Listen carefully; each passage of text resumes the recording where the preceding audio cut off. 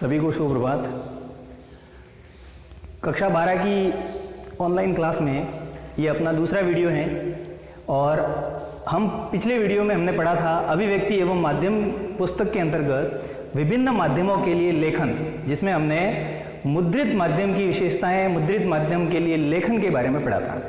आज विभिन्न माध्यमों के लिए लेखन के अंतर्गत हम जनसंचार के माध्यम का अगला जो माध्यम है वो है रेडियो, उसके बारे में पढ़ेंगे। रेडियो जिसे हम आकाशवाणी भी कहते हैं। वैसे वर्तमान समय में बहुत सारे बच्चे जो हैं वो रेडियो के बारे में जानकारी कम रखते हैं, क्योंकि रेडियो का उपयोग धीरे धीरे कम हो रहा है। रेडियो जिसे हम आकाशवाणी कहते हैं, जिसकी सामान्य विशेषताएं इस प्रकार से हैं। हम सबसे पहले उनकी सामान्य विशेषताओं के बारे में पढ़ेंगे। रेडियो श्रव्य माध्यम है। रेडियो क्या है? श्रव्य माध्यम, यानी इसे केवल सुना जा सकता है।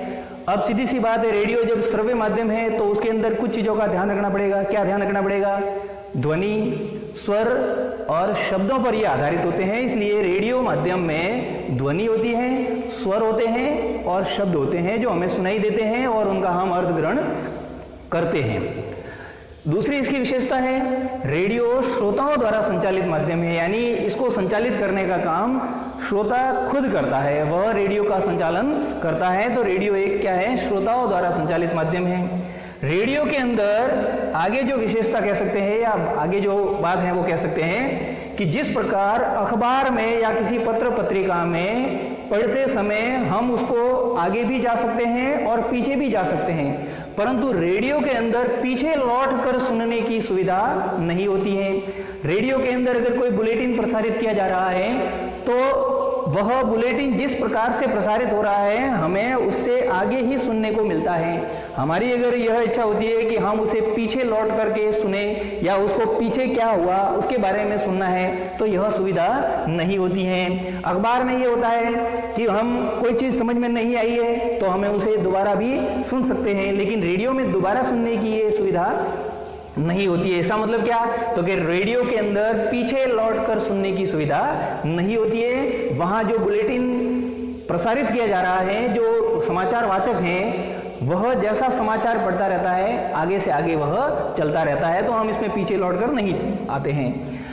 आगे इसकी विशेषता है, समाचार बुलेटिन के प्रसारण का इंतजार करना पड़ता है। जैसे अखबार हमारे घर आता है तो सुबह आता है तो हम पूरे दिन पर कभी भी उसको पढ़ सकते हैं। यहाँ पर समाचार सुनने के लिए प्रसारण के समय का इंतजार करना पड़ता है।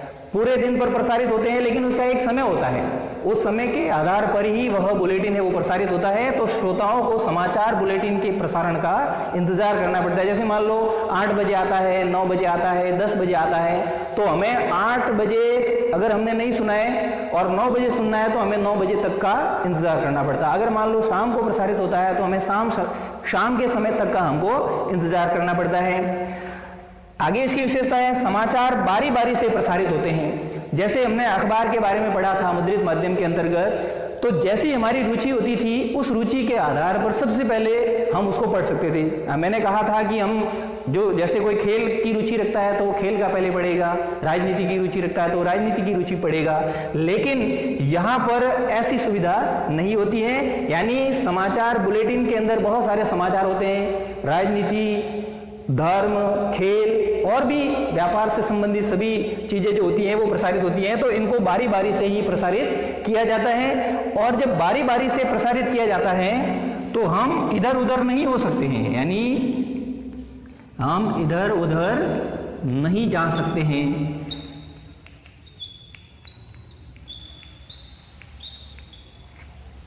रेडियो सुनते समय यानी रेडियो का बुलेटिन सुनते समय अगर हमें लगता है कि हम थोड़ा इधर उधर चले जा करके आए या थोड़ा घूम लें तो ऐसी इसमें संभावना नहीं रहती है, क्योंकि इधर उधर जाते ही जो समाचार हमें सुनना है वो जा सकता है, प्रसारित हो सकता है, तो वह हमें सुनने को नहीं मिलेगा।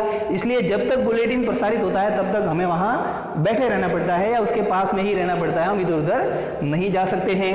रेडियो आगे जो विशेषता है वो है कि रेडियो एक रेखीय, जिसको हम लीनियर कहते हैं अंग्रेजी में, जिसका जनसंचार के माध्यमों में जो शब्द का प्रयोग किया जाता है वो है लीनियर शब्द का प्रयोग किया जाता है। तो रेडियो एक रेखीय माध्यम है। अब ये एक रेखीय माध्यम क्या होता है?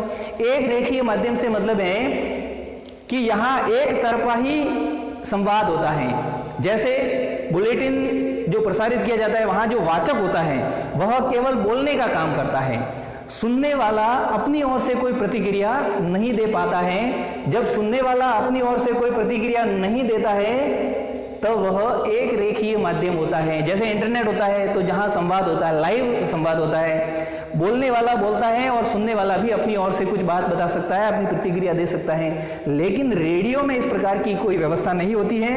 रेडियो एक लीनियर या एक रेखीय माध्यम होता है। वहां श्रोता सुनता है और वाचक जो होता है, समाचार वाचक, वह अपने समाचारों को प्रसारित करता है। श्रोता अपनी ओर से किसी प्रकार की प्रतिक्रिया नहीं दे सकता, श्रोता अपनी ओर से किसी प्रकार का कोई संवाद नहीं कर पाता है।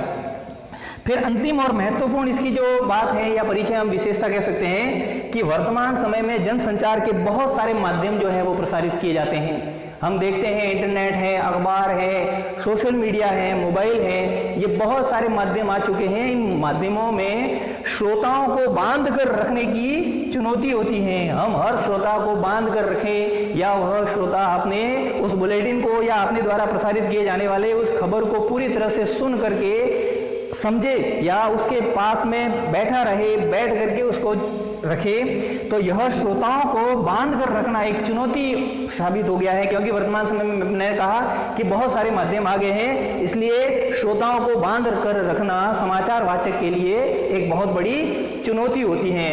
तो हमने ये रेडियो से संबंधित कुछ सामान्य बातें या सामान्य परिचय जिसको कह सकते हैं या सामान्य विशेषताएं हैं, इसको हमने पढ़ा है। आगे हम पढ़ते हैं कि रेडियो के अंदर ये जो समाचार हैं, ये समाचारों का प्रसारण किस प्रकार से किया जाता है। यानी अब हमको जो पढ़ना है वो है कि रेडियो समाचार की संरचना कैसी होती है, रेडियो के अंदर समाचार जो है वो किस प्रकार से बनाए जाते हैं, हम उसके बारे में अभी पढ़ेंगे।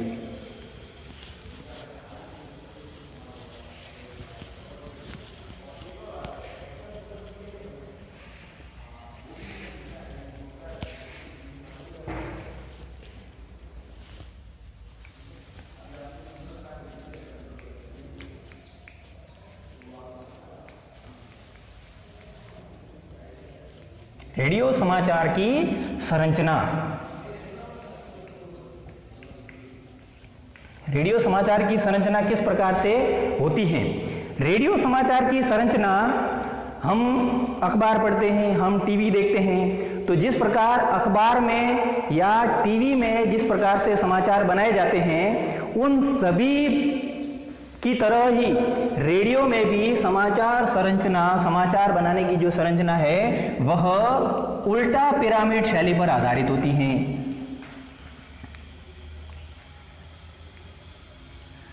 यानी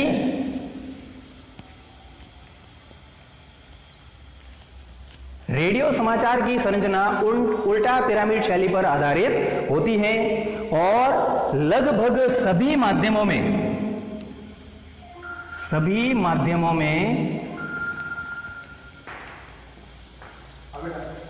इसी शैली का प्रयोग किया जाता है। जितने भी जनसंचार के माध्यम हैं, भले वो अखबार हो, भले वो टीवी हो, भले वो रेडियो हो या भले इंटरनेट पर समाचार बनाए जा रहे हो, वो सभी के सभी उल्टा पिरामिड शैली पर ही आधारित होती है। उल्टा पिरामिड शैली क्या होती है, हम इसके बारे में अभी थोड़ा जानेंगे।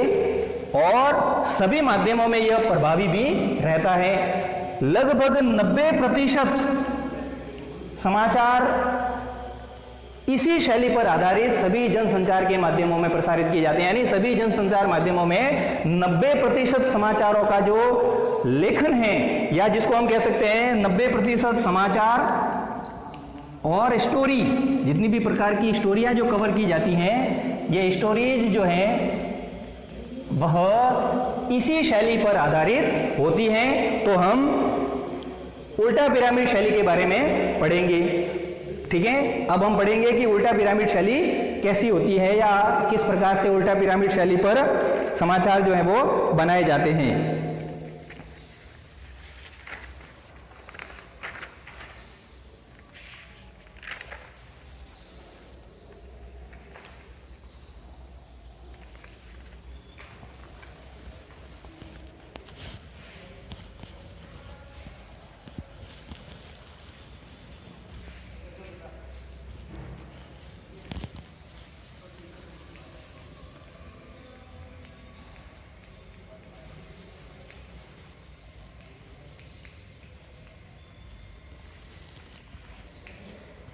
अब हम देखेंगे उल्टा पिरामिड शैली, यानी उल्टा पिरामिड शैली में समाचार कैसे बनाए जाते हैं। उल्टा पिरामिड शैली की विशेषताएं, उनके बारे में हम पढ़ेंगे। तो उल्टा पिरामिड शैली में क्या होता है? उल्टा पिरामिड शैली में समाचार का महत्वपूर्ण भाग या महत्वपूर्ण तथ्य पहले लिखा जाता है। यानी समाचार के अंदर, उल्टा पिरामिड शैली के अंदर समाचार लेखन का जो महत्वपूर्ण भाग होता है, जिसको हम कहते हैं महत्वपूर्ण तथ्य, वह महत्वपूर्ण तथ्य समाचार के सबसे पहले की 2-3 पंक्तियों में ही लिखा जाता है, इसको छापा जाता है। और उसके बाद में घटते क्रम में महत्वपूर्ण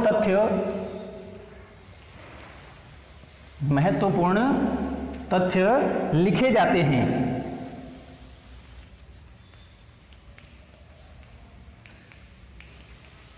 यानी उस समाचार में सबसे पहले तो जो महत्वपूर्ण तथ्य हैं वह आ जाएगा। उसके बाद में घटते क्रम में जितने भी महत्वपूर्ण जो बातें हैं वो घटते क्रम में लिखी जाती हैं। तो उल्टा पिरामिड शैली में जब समाचार बनाया जाता है तो श्रोताओं को सबसे पहले ही बहुत सारी जानकारियां मिल जाती हैं, इसलिए जैसे जैसे समाचार आगे बढ़ता जाता है श्रोताओं की उसमें रुचि कम होती जाती है। तो यह है उल्टा पिरामिड शैली के अंदर समाचार को बनाने का तरीका। फिर है घटनाएं कालक्रम पर आधारित नहीं होती, कालक्रम पर आधारित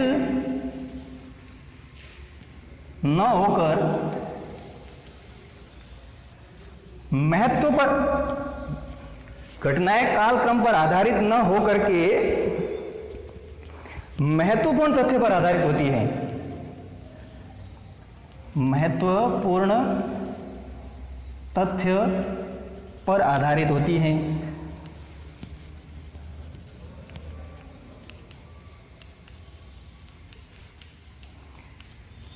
घटनाएं जो है वो कालक्रम पर, जैसे कोई स्टोरी होती है, जो कहानी होती है, उस कहानी में हम देखते हैं तो सबसे पहले परिचय के तौर पर उसकी शुरुआत होती है और धीरे धीरे यह कहानी जो है वो आगे बढ़ती है। लेकिन उल्टा पिरामिड शैली के अंदर जो घटनाएं हैं, जो समाचार प्रसारित किए जाते हैं, वह घटनाएं कालक्रम पर आधारित नहीं होती हैं बल्कि महत्वपूर्ण तथ्य पर आधारित होती हैं। यानी महत्वपूर्ण तथ्य पहले, उससे कम महत्वपूर्ण तथ्य बाद में, और इस प्रकार से घटते क्रम में ये सारे के सारे महत्वपूर्ण बातें जो है वो प्रसारित की जाती हैं।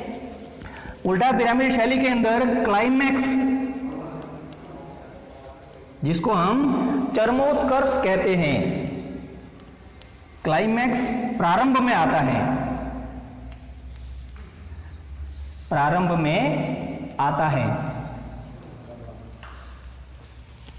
क्लाइमैक्स का प्रसारण प्रारंभ में ही किया जाता है, जिसको हम कह सकते हैं, जैसे कहानी प्रसारित की जाती है तो कहानी जैसे जैसे आगे बढ़ती है तो उसका जो क्लाइमैक्स होता है, जिसको हम कहते हैं चरमोत्कर्ष, जहां श्रोता को या दर्शक को सबसे ज्यादा आनंद आता है, वह अंत में प्रसारित किया जाता है। लेकिन उल्टा पिरामिड शैली के अंदर क्लाइमैक्स का प्रसारण पहले ही हो जाता है, प्रारंभ में ही उसका प्रसारण किया जाता है, उसके बाद में यह नहीं होता है। तो क्लाइमैक्स जो है वो अंत में नहीं होता है बल्कि प्रारंभ में ही क्लाइमैक्स जो है वो हो जाता है। उल्टा पिरामिड शैली में निष्कर्ष नहीं निकलता, निष्कर्ष नहीं होता, यानी किसी प्रकार का निष्कर्ष है वो नहीं दिया जाता है, निष्कर्ष नहीं दिया जाता है। यानी जो समाचार दिया जाता है उस समाचार का ही केवल प्रसारण किया जाता है, उसके बाद में उसका जो निष्कर्ष है वो निष्कर्ष इसमें नहीं दिया जाता है। ठीक है, तो ये तो है उल्टा पिरामिड शैली। उल्टा पिरामिड शैली के अंदर हमने ये देखा कि महत्वपूर्ण तथ्य पहले आते हैं, कालक्रम के बाद में यह तथ्य पर आधारित हो जाता है, कालक्रम या घटना पर आधारित नहीं होता है, और घटते क्रम में महत्वपूर्ण तथ्य लिखे जाते हैं, क्लाइमैक्स जो है वो प्रारंभ में आ जाता है, और निष्कर्ष जैसी कोई चीज इसमें नहीं होती है। अब हम देखेंगे कि उल्टा पिरामिड शैली के भाग कितने हैं। उल्टा पिरामिड शैली के अंतर्गत 3 भाग बनाए जाते हैं।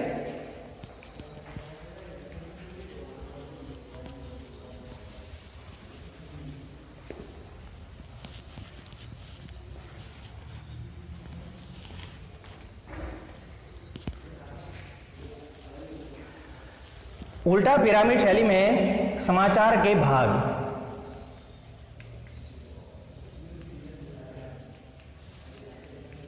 उल्टा पिरामिड शैली के अंतर्गत समाचार के भाग। उल्टा पिरामिड शैली के अंतर्गत समाचार के 3 भाग होते हैं। समाचार के 3 भाग होते हैं। उल्टा पिरामिड शैली में समाचार के 3 भाग होते हैं। पहला भाग होता है इंट्रो, उसको क्या बोलते हैं? इंट्रो बोलते हैं। दूसरा भाग आता है बॉडी, और तीसरा भाग आता है समापन। यानी 3 भाग हो गए, इंट्रो, बॉडी और समापन। इंट्रो क्या होता है? इंट्रो लीड बोलते हैं, इसको लीड भी बोलते हैं, और इसे हिंदी में कह सकते हैं मुखड़ा। हिंदी में इसे मुखड़ा बोलते हैं। तो हिंदी में मुखड़ा बोलते हैं, इसको लीड भी बोलते हैं, और पहले भाग को इंट्रो कहते हैं। इंट्रो क्या होता है? यह जो समाचार का मुख्य भाग होता है, समाचार का मुख्य भाग होता है, जिसे 2 या 3 पंक्तियों में लिखा जाता है। 2 या 3 पंक्तियों में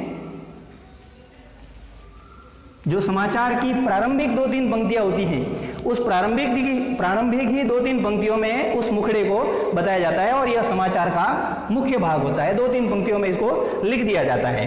फिर दूसरा आता है बॉडी। फिर उसके अंतर्गत, यानी मुखड़ा बता दिया, मुखड़े के बाद में यह जो है वह समाचार का पूरा घटनाक्रम होता है, उसे क्रमशः महत्वपूर्ण तथ्यों के आधार पर लिखा जाता है। समस्त जानकारियां जो समाचार की होती है, उस समाचार का विस्तृत ब्यौरा दिया जाता है। उसके अंतर्गत समाचार का विस्तृत ब्यौरा, यानी विस्तृत सामग्री जो है, वो समाचार के अंतर्गत जितनी भी बातें आ गई, उस सभी समाचार की विस्तृत सामग्री जो है वो उसमें प्रसारित की जाती है। यानी मुख्य भाग हो गया, उसके बाद दूसरे जो सामान्य घटनाक्रम हो जाते हैं, उन सारे घटनाक्रमों को इसमें अंदर शामिल किया जाता है। उस कार्यक्रम में कौन कौन उपस्थित थे, कौन कौन लोग उससे प्रभावित हो रहे हैं। जैसा कि 11वीं कक्षा में हमने पढ़ा था कि समाचार जो है वो 6 बिंदुओं पर आधारित होते हैं, जिसे हम ककार कहते हैं। तो मुखड़े के अंतर्गत 2 ककार आ जाते हैं, और बाकी ककार जो हैं वो समाचार की बॉडी के अंतर्गत आ जाती हैं। और अंतिम तीसरा भाग जो होता है वो होता है समापन। वैसे उल्टा पिरामिड शैली के अंतर्गत अगर बात करें तो समापन जैसी भी कोई चीज नहीं होती है, समापन जैसा भाग नहीं होता है, परंतु घटनाक्रम के आधार पर या समाचार के आधार पर आप जो है वो समापन को जोड़ भी सकते हो या समापन को हटा भी सकते हो। यानी जरूरत अनुसार, वैसे तो समापन नहीं होता, इसके अंदर समापन नहीं होता है, समापन नहीं होता है, परंतु आवश्यकता